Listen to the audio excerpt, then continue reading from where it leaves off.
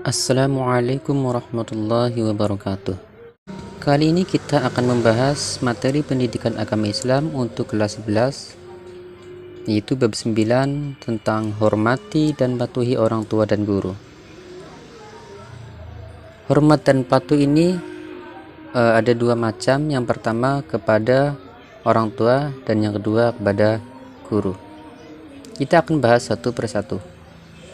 Yang pertama, hormati dan patuhi orang tua. Perintah berbakti kepada orang tua terdapat dalam Quran surat Al-Isra ayat 23 sampai 24. Bismillahirrahmanirrahim. Wa qadha rabbuka alla ta'budu illa iyyahu wa bil walidaini ihsana. إما يبلغن عندك الكبر أحدهما أو كلاهما فلا تقل لهما أف ولا تنهرهما وقل لهما قولا كريما واخفض لهما جناح الذل من الرحمة وقل رب ارحمهما كما ربياني صغيرا صدق الله العظيم. Artinya, dan Tuhanmu telah memerintahkan agar kamu jangan menyembah selain Dia, dan hendaklah berbuat baik kepada ibu bapak.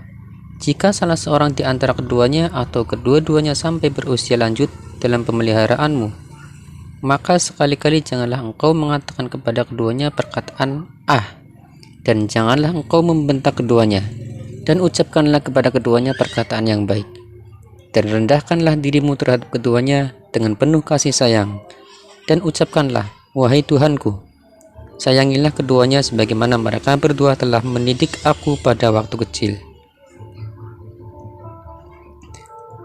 Setidaknya ada 5 hal bentuk berbuat baik kepada orang tua yang dapat kita ambil pelajaran dari Quran surat Al-Isra ayat 23 sampai 24. Yang pertama, jangan engkau mengatakan kepada keduanya "uf" atau "ah". Kedua, jangan membentak keduanya.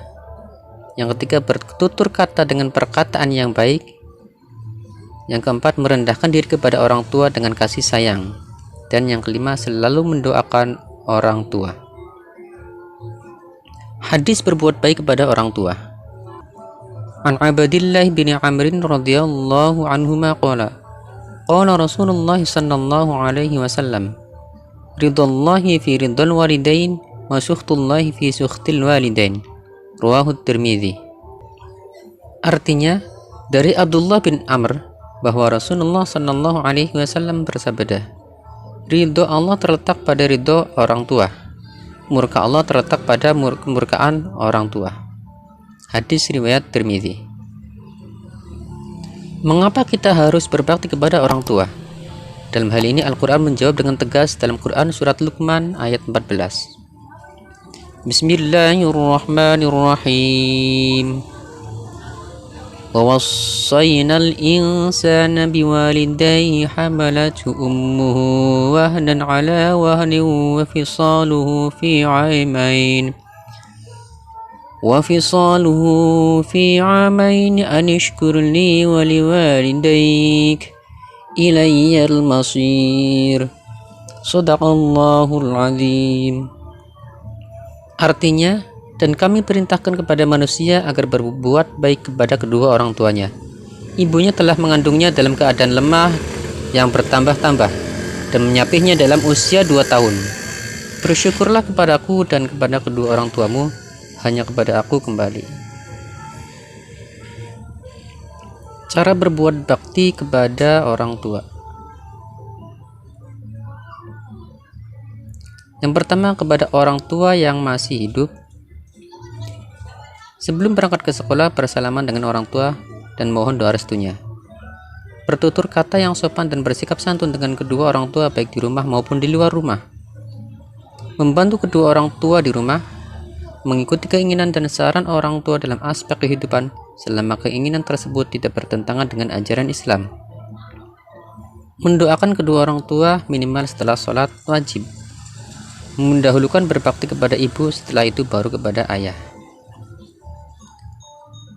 Selanjutnya kepada orang tua yang sudah meninggal. Merawat jenazahnya dengan baik. Mendoakan orang tua semoga diampuni segala dosanya. Menjaga nama baik orang tua dengan selalu berbuat baik.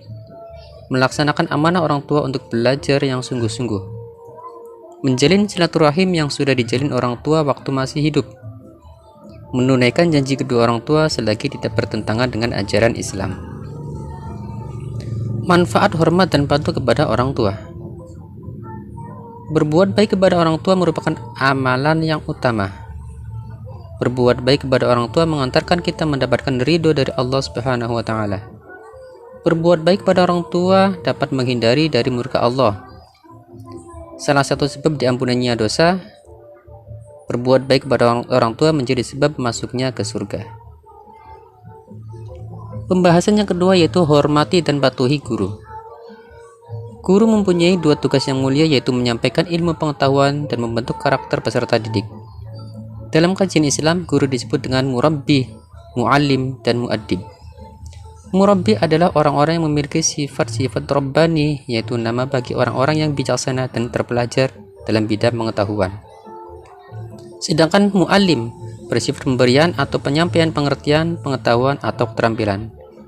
Sementara muaddib yaitu memberi adab dan mendidik peserta didik. Antara ketiga hal tersebut seharusnya menjadi satu kesatuan yang harus dimiliki guru.